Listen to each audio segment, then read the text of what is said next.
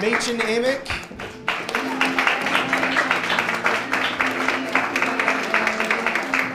Leslie Ann Warren. Machen, I want to ask you,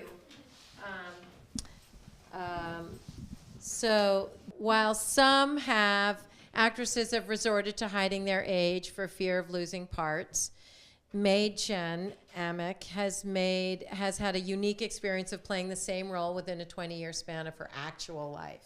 She portrayed the beautiful sex symbol, temptress Shelley Johnson in David Lynch's groundbreaking series Twin Peaks in 1990, and returned to play the beautiful sex symbol, temptress mother Shelley Johnson in the 2017 reboot of the cult TV show, Machen. Can you share with us the experience of playing a character in real-time age and how you feel being a sex symbol in your 20s, 30s, and 40s? Oh, is that true? Yes, it is. Who do I pay? I listened to everybody's point so far, and I think it's all really amazing to bring up everything that you guys are talking about being unapologetic and brave and powerful and owning who you are. And we have to keep doing that, absolutely. But we also really have to tackle who hires us. And the only way to really change who hires us is to get diversity into the field of who hires us. So we can be brave, and we can embrace how old we are, how diverse we are, but you're still gonna have that asshole behind the desk at the studio that wants the girl, can I swear? Yeah. That he can fuck, that's fuckable. And until we get more women in there and we get more diversity in there with different ethnicities, we got to change it faster. So still be brave, still fight, but we got to get more diversity in there. Yes. Yeah, we do. So with all that said, talking about body image, I came from Reno to LA at 16 and started auditioning. I continued to study, but I started auditioning. And one of the first kind of major things I was offered was a big feature with Bob Hoskins, Denzel Washington. And I was going for a part that was a prominent supporting character. And I went through all the rounds of auditioning, and you're great, and you're so perfect. And then the question came, will you get a boob job? And I was like, why? Well, because your character wears a bathing suit top during the whole film, and we'd really like you to have bigger breasts. And I was like, no. And they said, no, don't worry about it. We'll pay for it. And I said, you know what? I think that this role isn't for me, and I declined it. Then when we go into sort of the Me Too movement and the continuing predatory ways of the people that we work for, and I've been in the business, thankfully, 30 years, and I can sit here and share so many stories with you, and I've been very hesitant to share them quite yet with the movement, only because the people that I would talk about really have already been dealt with. Anything from getting the role and having the director walk me to my hotel room, let's just have a nightcap. No, dude, no, it's not gonna happen. And then he doesn't speak to me for the rest of filming. Okay, fine, I'm still gonna kill it on film. You deal with your issues, and I'm not gonna be, fearful now, because now all of a sudden I've rejected you. Going and rehearsing and being cast in a part with William Hurt, and then being taken out to dinner by the director and basically saying, so I'm going to need to film you completely nude when you do your strip scenes. And I was like, well, but this is movie of the week, so you don't need to. And he said, no, I need them for my personal archive. And I said, interesting. I said, thank you, check. And I went back to my hotel room, and I called my agent, my manager, and I said, I want to be on the next flight home.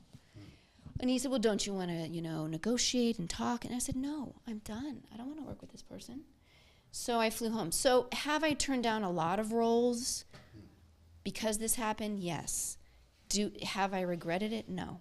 Because in doing that, I set a standard for myself. And what that also did is I didn't embrace being a trophy to anyone else. And my biggest thing to anyone who's coming into the business, and any female especially who's coming into the business, if you stand up for yourself, yeah, you're going to miss out on some stuff. But I can tell you, standing here 30 years later and having the successes that I have, I went for longevity and I went for integrity. And I'm still fucking here. And I'm still having success, and I didn't compromise. And I think in doing so, I also allowed myself to age on film. You know, I didn't stick to some trophy, some decoration on some guy's arm. So I think it was just like, hey, this is me, and this is going to be me for years to come. So I don't know if I answered the question, but I just went on a You did. rant. Okay. You great. did. You Okay. answered it. As I hear everybody coming out and talking about their experiences and talking about me too, I think that's a very important part of the process of now getting it out there and everybody hearing it and people being held accountable. But my biggest thing and my worry has been, okay, but now what? What is the change that's going to follow it? You know, and so I think I just sort of challenge everyone here in this room, whether we're sitting up here or you guys listening, for everyone to be an advocate for whatever you believe in. And if I would have told myself a long time ago, have the courage to become a filmmaker sooner, I would have. I now am stepping into that now, directing, and I have something in development at Showtime. I think every single one of us up here would create a project where we would, number one, not disrespect anyone, we would be inclusive, we would be diverse. So every single person in this room, do something active to create something. Don't just sit back and be hired. Let's make the change, whatever that means. So.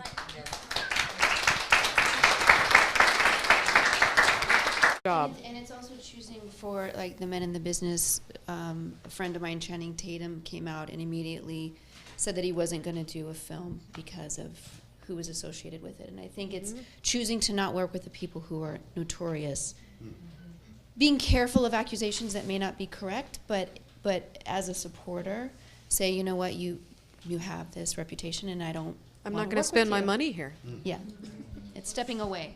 You know, Professionally, I think in my mind, I've always been a character actress trapped in a leading lady's body because I've always gone out for roles that were always more interesting and more complex, and I never wanted to be that, you know, that sex symbol that you accuse me of being. So that's sort of what I did in just my profession, just for my own life. But then just personally, I'm a huge mental health advocate.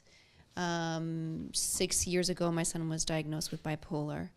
And I immediately, it was a really hard time for us to go through as a family. But as soon as we sort of came out of the other side of the crisis, I just immediately wanted to share my experiences with everyone else because I felt so alone going through it. I felt alone in the medical industry. I felt alone.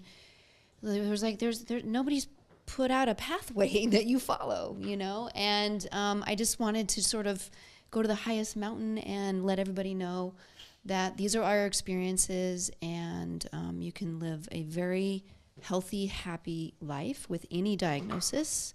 And so my family and I are big advocates. So that's very important to me, and I'm absolutely not ashamed, and I want everyone to speak about it because the statistics are 1 in 4 people will experience some form of a mood disorder or mental illness in their life. 1 in 4, and that's only what's being reported now with very underreporting. So we all have someone in our family or our close circle of friends that's dealing with it.